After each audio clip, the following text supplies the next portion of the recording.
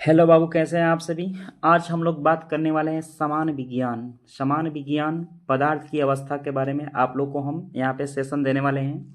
यह क्लास आप लोग को हर एग्जाम में आप लोग के लिए मतलब बहुत ही हेल्पफुल साबित होने वाली है। तो चलिए इस सेशन को चालू करते हैं और आप लोग को समझाते हैं। पदार्थ की अवस्था। देखिए, पदार्थ की अवस्था, पहला यहाँ पे गैस अवस्था के बारे में देखते हैं। गैस पदार्थों की 5 मूलभूत अवस्थाओं में से एक है, जिनके कण कण जो होते हैं तरल और ठोस ठोस पदार्थों की तुलना में बहुत दूर दूर होते हैं। जो गैस के कण होते हैं काफ़ी दूर दूर रहते हैं, ठोस के तुलना में, द्रव के तुलना में इसके कण जो होते हैं काफ़ी दूर दूर होते हैं। इसलिए इनका घनत्व और सयांता बहुत कम होता है। यानी कि गैस का जो घनत्व होता है, बहुत क्या होता है, कम होता है। प्लस में सयांता भी क्या होती है, विस्कोसिटी भी बहुत कम होती है। वे तापमान और दबाव में परिवर्तन के साथ फैल और सिकुड़ सकते हैं। गैस में अगर टेम्परेचर को बढ़ा दें तो गैसों में फैलाव का गुण ज़्यादा हो जाएगा। अगर दाब को घटा देंगे तो गैस सिकुड़ करके एक दूसरे, दाब को अगर बढ़ा देंगे, गैस के ऊपर चारों तरफ से दाब बढ़ा देंगे, तो सिकुड़ करके क्या होगा, एक दूसरे के नज़दीक आ जाता है। उदाहरण में ऑक्सीजन, नाइट्रोजन और कार्बन डाइऑक्साइड जैसे शामिल है। ये सब सारे के सारे क्या है, गैस है। गैस की कुछ यहाँ पे विशेषताएं भी हैं कि आकार, आयतन। गैस का ना तो कोई निश्चित आकार होता है, ना ही कोई उसका आयतन होती है। वे कंटेनर को पूरी तरह से भरने के लिए फैलती रहती है। कंटेनर का आकार और आयतन अपना लेती है। तो गैस का कोई, जिस मतलब जिस कंटेनर में गैस को रखेंगे वैसे कंटेनर में अपना आकार को ग्रहण कर लेगी, क्योंकि इसका कोई आकार नहीं होता है, ना कोई इसका आयतन होता है। गैस में विसरण का गुण सबसे ज़्यादा होती है, क्योंकि इसके बीच में खाली जगह बहुत ज़्यादा होता है। गैस में खाली जगह ज़्यादा होने के कारण इसमें विसरण, डिफ्यूजन बहुत ज़्यादा होती है। गैस का नेक्स्ट है घनत्व के बारे में बात करते हैं। गैसों का घनत्व उनके कणों के बीच बड़ी बड़ी दूरी के कारण तरल पदार्थों और ठोस के तुलना में बहुत कम होता है। तो गैस का घनत्व जो होता है ठोस और द्रव के तुलना में कम होती है, क्योंकि गैस के कणों में बहुत ज़्यादा खाली स्थान होती है। खाली स्थान होने के कारण इनका द्रव्यमान कम प्राप्त होता है, इसी चलते इसका घनत्व कम मिलती है। चाहे आयतन ज़्यादा मिलता है, और जिनका आयतन ज़्यादा मिलेगा तो उनका घनत्व क्या होगा, कम। संपीड़नशीलता, चूंकि गैस के कण एक दूसरे से बहुत दूर दूर होते हैं, इसीलिए गैसों को तरल या ठोस पदार्थों की तुलना में अधिक आसानी से संपीड़ित किया जा सकता है। संपीड़ित का एक मतलब, इसको दाब लगा के एक दूसरे के नजदीक ला सकते हैं। दाब लगाकर गैस के कणों को एक दूसरे के नजदीक ला सकते हैं, तो सबसे ज्यादा क्या होते हैं, संपीड़ होते हैं। नेक्स्ट है विसरण। गैस एक दूसरे से बहुत तेजी से विसरित होकर समरूप मिश्रण बनाती हैं, क्योंकि उनके सभी कण सभी दिशाओं में तेजी से घूमते रहते हैं। गैस के कण जो है चारों दिशाओं में चक्कर लगाता है, चारों दिशाओं में घूमता रहता है, इसीलिए इसमें विसरण की गति भी तीव्र होती है।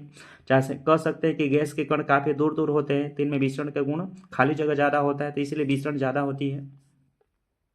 नेक्स्ट यहाँ पे तरल पदार्थ है। क्या है, तरल। ये सब देखिए गैस के यहाँ पे कण है। गैस के कण काफी देखिए दूर दूर है, तो इसमें विसरण के गुण ज्यादा होता है, घनत्व कम होता है गैस का। गैस की गतिज ऊर्जा ज्यादा होती है, गैस के कणों की गतिज ऊर्जा क्या होती है, ज्यादा होती है। नेक्स्ट तरल पदार्थ है। तरल पदार्थ का आयतन निश्चित होता है। तरल पदार्थ जो होते हैं, जो द्रव होता है, इसका आयतन निश्चित होता है, लेकिन इसका कोई निश्चित आकार नहीं होता है।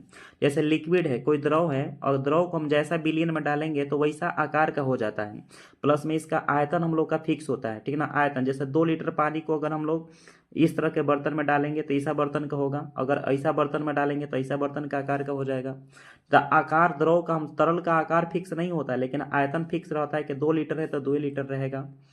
नेक्स्ट है यहाँ पे नेक्स्ट है कि, और ठीक ना, वे अपने कंटेनर के आकार के अनुसार ढाल लेती हैं, यानी कि इसका आकार फिक्स नहीं रहता है, लेकिन उसने भरने के लिए फैलते नहीं हैं। इनके इसके कुछ उदाहरण है, जैसे पानी है, तेल है, पारा हो गया, सारे के सारे द्रव होते हैं। द्रव का विशेषता भी है। द्रव का विशेषता है आयतन। द्रव का आयतन निश्चित होता है, लेकिन इसका कोई निश्चित आकार नहीं होता है। वे सतह स्तर तक अपने कंटेनर का आकार ले लेती है, यानी कि जैसा कंटेनर में द्रव को रखेंगे उसी आकार का द्रव रूप ले लेता है, लेकिन इसका आयतन फिक्स होगा कि जितना लीटर द्रव एक में डालेंगे उतना ही लीटर द्रव इसमें रहता है। प्रवाह, तरल पदार्थ कहता है, प्रवाह न तरल पदार्थ प्रवाहित हो सकते हैं। इसमें प्रवाह होता है, क्योंकि द्रव के कणों में भी खाली जगह होता है, तो ये प्रवाहित हो सकते हैं, उन्हें तरल कहते हैं। लेकिन गैसों की तुलना में थोड़ा अधिक चिपचिपा होते हैं। गैस की तुलना में द्रव क्या होते हैं, चिपचिपा होते हैं।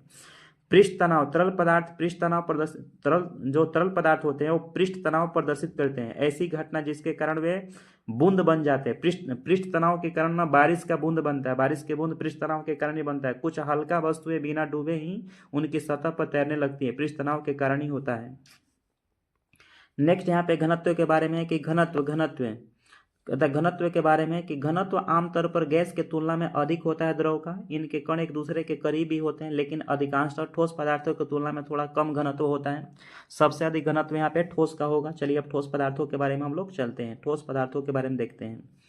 ठोस पदार्थ, यहाँ ठोस के बात करें, ठोस पदार्थ के बात करें, ठोस पदार्थों का आकार आयतन दोनों के दोनों निश्चित होता है, क्योंकि इसकी कण निश्चित व्यवस्था में कसकर पैक रहती है। कण कंपन करती हैं। ठोस के कण में कभी बहाव, ठोस के कण काफी नजदीक होते हैं, काफी नजदीक होने के कारण वो वाइब्रेट करता है। क्या करता है? वाइब्रेट, कंपन करता है, लेकिन उसमें एक स्थान से दूसरे स्थान पे ठोस के कण नहीं जाते हैं।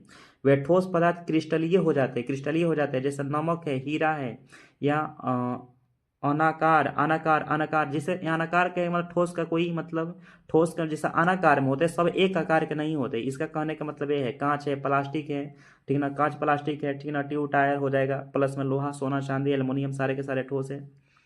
ठोस की विशेषता है कि ठोस पदार्थ का एक निश्चित आकार आयतन होता है और एक कण एक दूसरे से बहुत करीब से जुड़े रहते हैं, जिससे बहने से बच जाते हैं। ठोस में बहाव का गति नहीं होती है।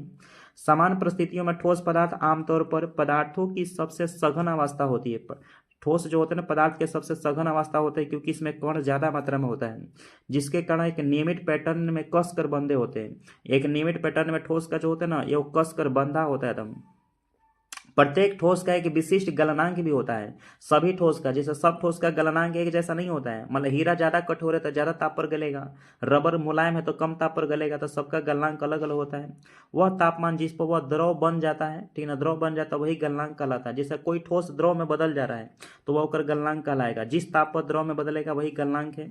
नेक्स्ट अगला क्वेश्चन है कि कुछ ठोस पदार्थ बिजली, ठीक है, बिजली और ऊष्मा के अच्छे संवाहक भी होते हैं, ठीक ना, अच्छे संवाहक भी होते हैं। जैसे सारे के सारे धातु ले लीजिए, सारे के सारे धातु। एक सेकंड सर फोन कर रहे हैं, थोड़ा बतियाते हैं।